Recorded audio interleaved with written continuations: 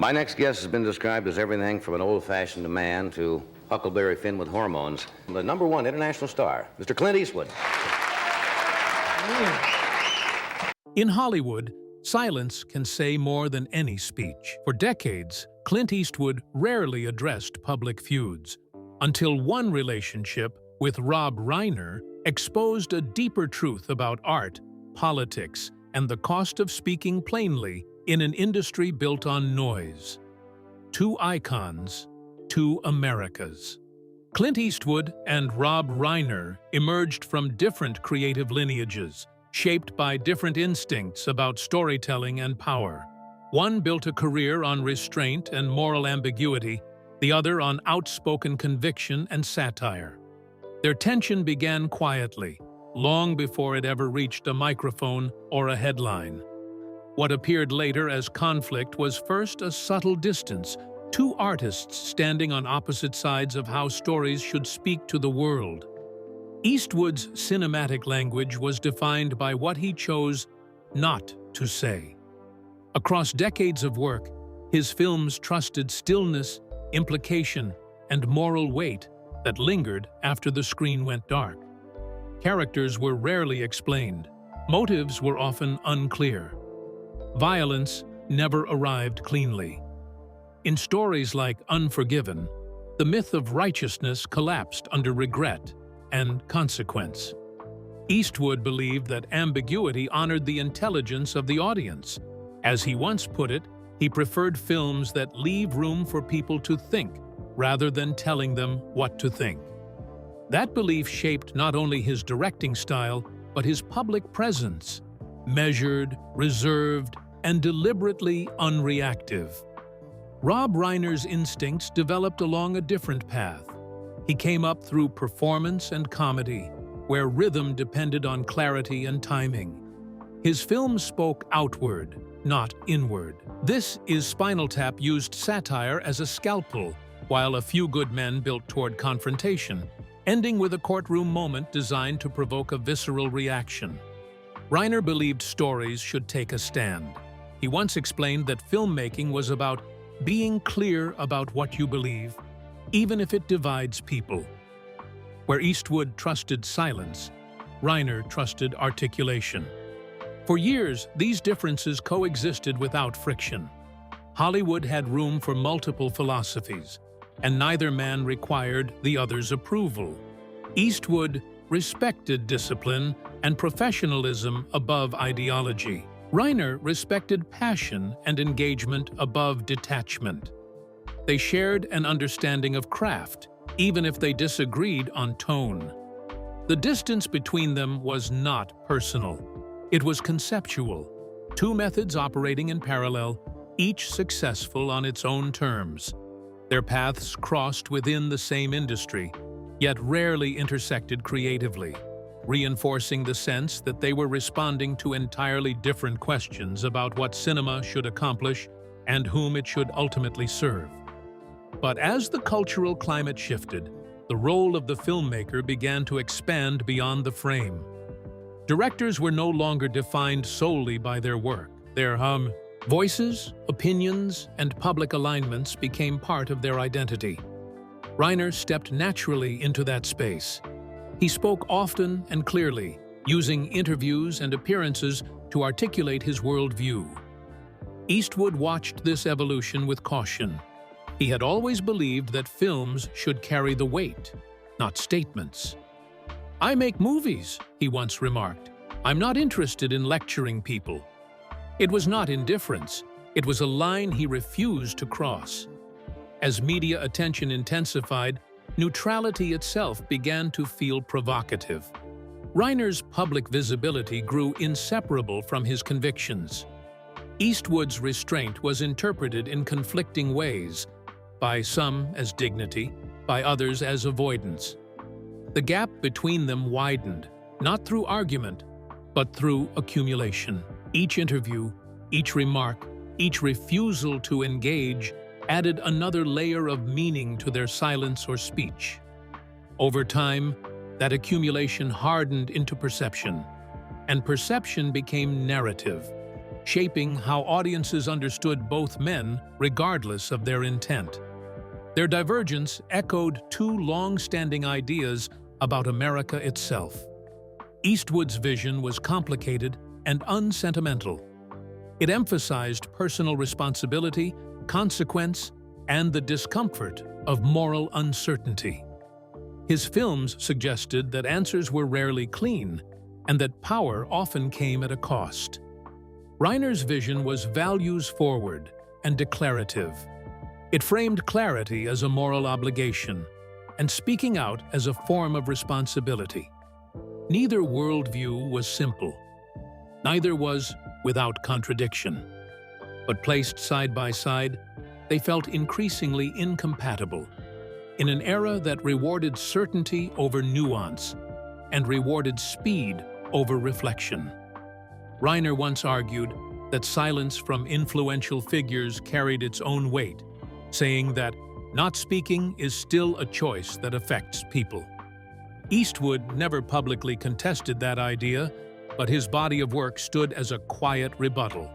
His films argued that meaning could emerge without instruction, that audiences deserved trust rather than direction. To him, ambiguity was not evasion. It was respect. It was a belief rooted in patience, in allowing viewers to arrive at their own conclusions rather than being guided toward a single interpretation. This philosophical divide formed the foundation of everything that followed. Before headlines reduced it to sides, before commentary framed it as conflict, there existed only difference. Two artists moving through the same industry, each convinced that their approach served truth best. One believed stories should provoke reflection. The other believed they should provoke response. Neither saw himself as an antagonist.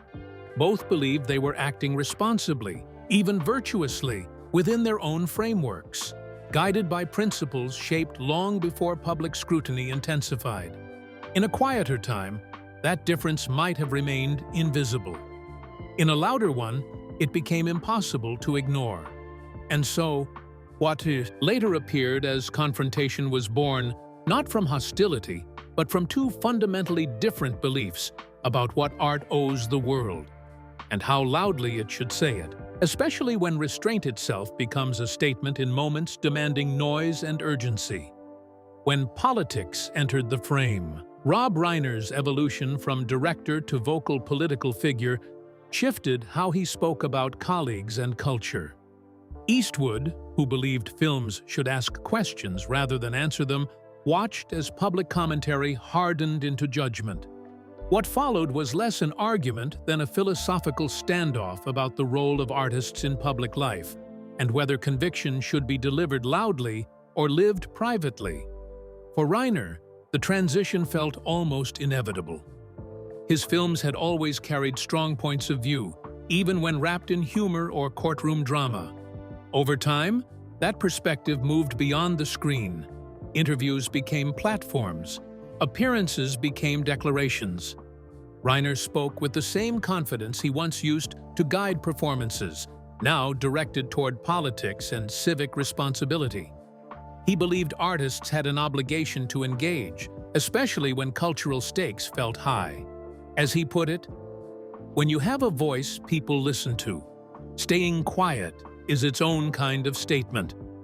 To Reiner, silence in moments of urgency felt indistinguishable from indifference, a luxury the moment could no longer afford. Eastwood viewed this shift with growing unease, not because he disagreed with every position, but because he rejected the premise itself. His career was built on restraint, on allowing audiences to wrestle with meaning rather than being guided toward conclusions. In his films, moral certainty was rare. Authority figures were flawed. Heroes carried guilt long after the credits rolled. Eastwood believed that once a filmmaker began instructing the audience outside the work, something essential was lost. He once remarked that movies should do the talking. Everything else just adds noise. To him, the work was the argument. Anything beyond that risked reducing complexity into slogans. As Reiner's public presence grew, so did the contrast between their approaches. Interviews that mentioned Eastwood, even indirectly, carried an edge that felt new. Commentary shifted from abstract ideals to pointed criticism of silence and restraint. Reiner framed the cultural moment as a moral crossroads, where neutrality itself demanded scrutiny. Eastwood did not respond in kind. He rarely named names. He rarely escalated. That silence, however, began to attract interpretation. In a media environment hungry for reaction, refusal became content, and restraint was reframed as provocation. The industry amplified the divide. Headlines favored clarity over complexity. Sound bites replaced nuance. Reiner's statements were often condensed into definitive moral positions, while Eastwood's absence from the conversation was framed as resistance or defiance. The story no longer belonged to either man. It belonged to the moment. Eastwood later reflected that public discourse had become less about listening and more about scoring points. It was a critique aimed not at individuals, but at the machinery surrounding them, the systems that rewarded certainty and punished hesitation. What made the standoff so enduring was that it was never truly personal. Reiner believed urgency justified volume. Eastwood believed patience preserved integrity. Reiner saw activism as responsibility. Eastwood saw restraint as respect. Each man believed the other was missing something essential, yet neither questioned the other's sincerity. That mutual recognition, paradoxically, made the divide sharper. It is easier to dismiss an enemy than to reckon with an equal who simply chooses a different path. Their disagreement was not about values, but about method, tone, and timing. Reiner often argued that art could not exist outside its cultural moment, saying that stories don't float above reality. They live inside it. Eastwood agreed with that premise, but not the conclusion. His films engaged directly with history, violence, power, and consequence, but they did so obliquely. He trusted subtext. He trusted time. He trusted viewers to arrive at meaning without being pushed. To him, conviction lived strongest when it was embedded, not announced, and when audiences were allowed space to sit with discomfort rather than being guided toward resolution. As the conversation around them grew louder, the philosophical gap widened. Reiner's certainty resonated with audiences who wanted clarity in unstable times. Eastwood's ambiguity appealed to those wary of moral absolutism and rhetorical urgency. Neither approach was universally embraced. Both drew criticism. Both also drew loyalty. Each became a mirror for how different audiences understood responsibility, courage, and restraint. What often went unspoken was how exhausting this moment became for artists caught in between. Many filmmakers felt pressure to declare positions even when uncertainty felt more honest. The space for quiet reflection narrowed, replaced by expectation and constant visibility. Careers were increasingly interpreted through statements rather than stories. In that environment, Eastwood's refusal to perform conviction became as conspicuous as Reiner's willingness to voice it, further sharpening the contrast between them and deepening the symbolic weight of their divide in the eyes of the public and cultural commentators alike. This was the moment politics fully entered the frame, not just in subject matter, but in expectation. Filmmakers were no longer asked only what their stories meant, but what they themselves believed, how quickly they should say it, and how forcefully they should repeat it. Reiner answered loudly. Eastwood answered through omission. And in that contrast, a quiet philosophical disagreement hardened into a public symbol of how divided even creative conscience had become, revealing an industry still struggling to reconcile expression with restraint. Eastwood breaks his silence. Known for avoiding public feuds, Eastwood eventually addressed Reiner not with anger, but with disappointment. His words were measured, almost reflective, revealing how deeply he valued mutual respect over ideological alignment. It was a rare moment where Eastwood chose clarity over quiet, and in doing so revealed more about his principles than any political label ever could. For most of his career, Eastwood treated silence as a form of discipline. He believed that restraint preserved dignity, and that public arguments rarely produced understanding. When tensions rose elsewhere in Hollywood, he often refused to comment, choosing instead to let his work speak for him. That pattern made his decision to respond at all feel significant. This was not a reaction pulled from emotion, but a response shaped by long consideration. Eastwood was not defending a position. He was defending a boundary. When he finally spoke, his tone surprised many. There was no bitterness, no escalation, no attempt to match rhetoric with rhetoric. Instead, Eastwood framed the moment as a matter of respect. He expressed frustration, not with disagreement, but with how disagreement had begun to replace dialogue. As he put it, "You can have different views without turning people into enemies." The remark was calm, but it carried weight. It signaled that the issue for him was never ideology. It was how ideology was being used. Eastwood's disappointment stemmed from a belief that creative spaces should allow for difference without suspicion. He had worked across decades with people who thought differently than he did, and he viewed that friction as productive rather than threatening.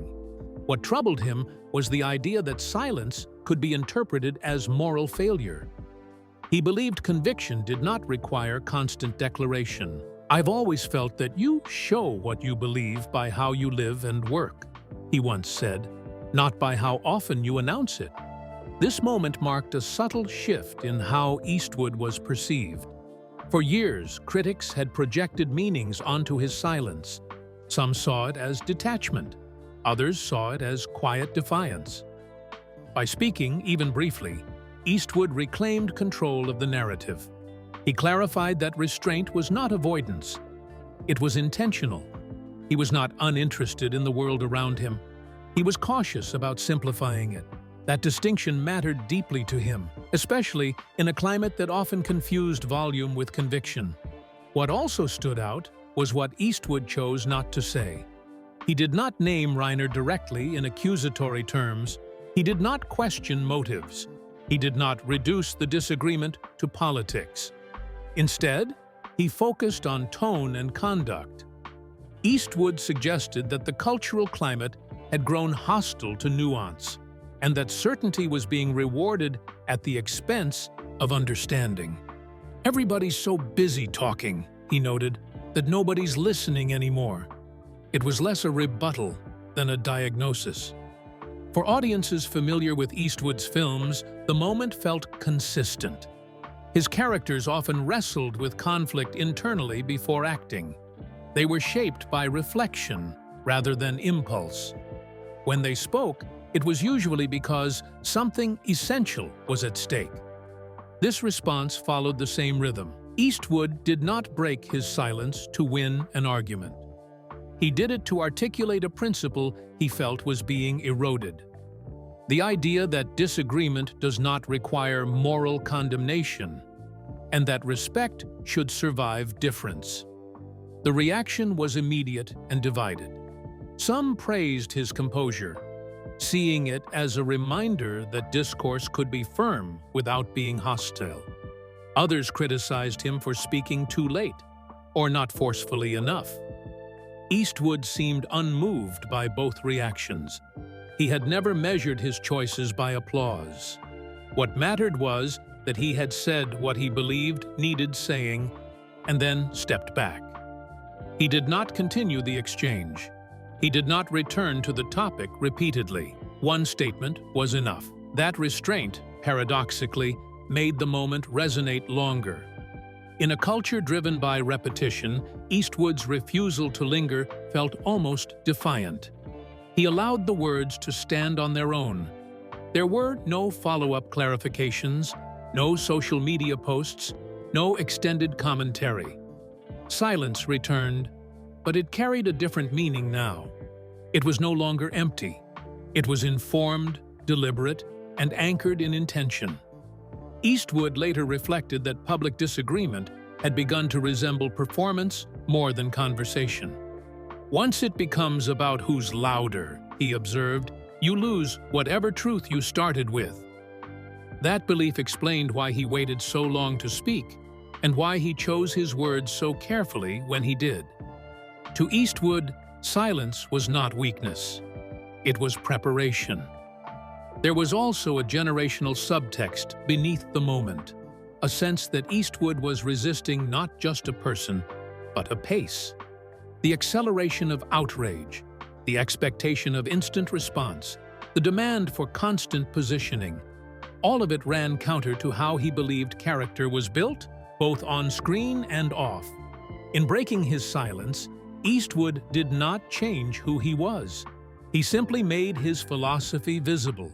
He showed that clarity did not require volume, and that conviction could be expressed without aggression. The moment did not resolve the divide with Reiner, nor was it meant to. Instead, it reframed it. What had been interpreted as avoidance was revealed as intention. It reminded observers that patience can be principled, and that restraint can carry its own quiet authority, especially in moments when reaction is expected and silence feels deliberately earned. Media, misinterpretation, and momentum. Clips were shortened, quotes reframed, and nuance stripped away. The media transformed a thoughtful disagreement into a symbol of Hollywood's cultural divide. In that distortion, the original complexity of their exchange was lost, replaced by simplified sides and louder voices. What had been personal became performative, shaped by momentum neither man fully controlled. The transformation did not happen all at once. It began subtly, with selective excerpts pulled from longer conversations. A measured comment became a headline. A pause became an implication. Context, once removed, created meaning of its own. What Eastwood had offered as reflection was often framed as defiance. What Reiner had expressed as conviction was reframed as provocation. The media ecosystem thrived on clarity, and clarity required edges, so the edges were sharpened. In this environment, complexity was inconvenient. Long-form interviews were condensed into seconds. Tone was flattened. Intent was replaced by interpretation. Eastwood later observed that once a moment gets chopped up, it stops being about what was said and starts being about what people want to hear. It was a quiet acknowledgement of how quickly meaning can slip once it leaves the speaker's control. Momentum did the rest. Each article referenced the last. Each panel discussion built on the same simplified framework. Soon, the story no longer required new information to survive. It fed on repetition. Eastwood was cast as the symbol of silence. Reiner became the symbol of outspoken certainty. The truth that both positions were rooted in long-held philosophies was buried beneath the ease of categorization. Nuance does not trend. Conflict does. Social media accelerated the process. Quotes detached entirely from their original setting circulated without attribution or context. Short clips looped endlessly, stripped of the moments before and after. Reiner's words were sometimes framed as attacks rather than arguments. Eastwood's restraint was framed as stubbornness rather than principle. The platforms rewarded immediacy, not accuracy. As one observer noted, the faster a story moves, the less time it has to be true. What made the distortion especially powerful was that it aligned neatly with existing narratives. Audiences already primed to see Hollywood as ideologically divided found confirmation in the story. The Eastwood-Reiner dynamic became a proxy for broader anxieties about culture, identity, and power. Individual intent mattered less than symbolic value. The men themselves became characters in a story written largely without them. Eastwood rarely intervened as the narrative escalated. That absence allowed interpretation to harden. Silence, once again, was read as statement. Reiner, for his part, continued to speak, which further reinforced the contrast. The media framed this asymmetry as imbalance, one voice filling the space, the other leaving it open. But that framing ignored a crucial truth. Neither man was attempting to control the story. They were reacting to it, imperfectly, as it moved beyond them. At one point, Eastwood remarked that stories have a way of running faster than people can catch them. It was an admission of powerlessness, not apathy. The media machine had its own momentum, fueled by clicks, commentary, and constant demand for reaction. Once engaged, it was nearly impossible to slow. Reiner, too, found himself responding not just to Eastwood, but to the version of Eastwood presented by coverage. Clarifications were often interpreted as escalation. Attempts at nuance were reduced to sound bites. The space for mutual understanding narrowed with each cycle. What might have remained a quiet disagreement hardened into a public fault line, reinforced daily by repetition. This process revealed something unsettling about modern discourse. Media did not simply report disagreement, it amplified and reshaped it. By rewarding certainty and penalizing ambiguity, it discouraged the very qualities both men valued in different ways. Eastwood's patience was flattened into passivity. Reiner's engagement was flattened into aggression. Both were caricatures, useful precisely because they were incomplete. Observers began to comment less on what was actually said, and more on what each man represented. The story became less about two filmmakers and more about which side audiences believed they belonged to. Eastwood once reflected that labels are easier than listening. In that environment, listening was rare. Lost in the cycle was the human cost of constant distortion. Both men became cautious, aware that any sentence could be extracted and repurposed. The freedom to speak honestly narrowed. Conversations once held privately now felt performative by default, shaped by anticipation rather than understanding. Even restraint became a calculated risk. Over time, this atmosphere discouraged reflection, rewarding only immediacy and alignment, leaving little room for uncertainty or patience. What often went unnoticed was how easily audiences were trained into this rhythm. Repetition replaced curiosity. Certainty replaced inquiry. The story became familiar not because it was understood, but because it was repeated often enough to feel settled. The most ironic outcome was that the original substance of their disagreement faded from view. The philosophical questions about art, responsibility, silence, and speech were overshadowed by the spectacle. What remained was a narrative shaped by momentum, one that neither man fully recognized as his own. In the end, media did not create the divide, but it widened it. Misinterpretation filled the gaps left by silence and sound alike. Momentum carried the story forward long after its origin was forgotten.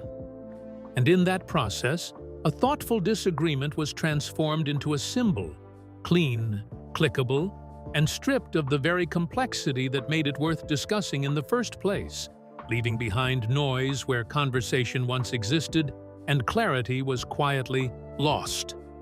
Legacy beyond the dispute. Years later, the Eastwood and Reiner divide reads less like a feud and more like a case study in artistic integrity. Both men continued creating, unchanged at their core. What remains is not bitterness, but a lesson in how conviction, when handled differently, can either divide or quietly endure. Time has a way of softening conflict without erasing meaning. As the immediate noise faded, what stood out was not who had won an argument, but how little either man had actually shifted. Eastwood continued making films rooted in restraint, moral complexity, and unresolved tension. Reiner continued speaking with clarity and urgency, unafraid of stating exactly where he stood. Neither retreated. Neither apologized for being who they were. That consistency became the true legacy of their disagreement. For Eastwood, the years that followed reinforced his long-held belief that work lasts longer than commentary. His later films remained contemplative, often preoccupied with consequence, responsibility, and the passage of time. They did not soften into reassurance, nor did they harden into polemic. Eastwood once reflected that if a story is honest, it doesn't need explaining. That philosophy carried through everything he touched, suggesting that endurance comes from depth, not volume. Reiner's path followed its own steady logic. He continued to speak publicly, to engage, and to argue that silence from influential voices carried consequences of its own. His commitment to clarity never wavered. He believed that visibility was a responsibility, not a distraction. In his view, taking a position was part of citizenship. "You don't make change by whispering," he once said. "You make it by standing where people can see you." It was a conviction shaped by urgency rather than patience. What history ultimately reveals is that neither approach was defeated. Both endured because both were authentic. Eastwood's restraint did not fade into irrelevance. Reiner's engagement did not exhaust itself into noise. Each reached different audiences, fulfilled different needs, and answered different questions. The divide between them now feels less like a rupture and more like a reflection of two parallel traditions within art itself, one inward, one outward. The industry, too, evolved. New generations of filmmakers watched the episode not as gossip, but as example. Some leaned toward Eastwood's philosophy, believing that ambiguity and patience could still survive in a loud culture. Others followed Reiner's lead, convinced that art divorced from explicit values risked irrelevance. Neither path became dominant. Both remained viable. That coexistence is perhaps the most telling outcome of all, a reminder that creative ecosystems survive through plurality rather than consensus. Eastwood later suggested that legacy was never about agreement. "If everyone thinks the same way," he said, "you're probably not saying anything worth remembering." It was a sentiment that reframed the entire dispute. The value was not in harmony, but in contrast. Difference, when sustained with integrity, creates conversation rather than erasure. Reiner echoed a similar idea from the opposite direction. He argued that disagreement only becomes destructive when people stop believing the other side is sincere. "You don't have to agree to respect someone's conviction," he once noted. In that sense, the dispute with Eastwood never fully crossed into bitterness. The respect, though strained, never disappeared. What lingers now is not the memory of harsh headlines, but the outline of a choice every artist eventually faces. Speak loudly and risk simplification, or speak quietly and risk misinterpretation. Eastwood accepted the risk of silence. Reiner accepted the risk of exposure. Both paid a price.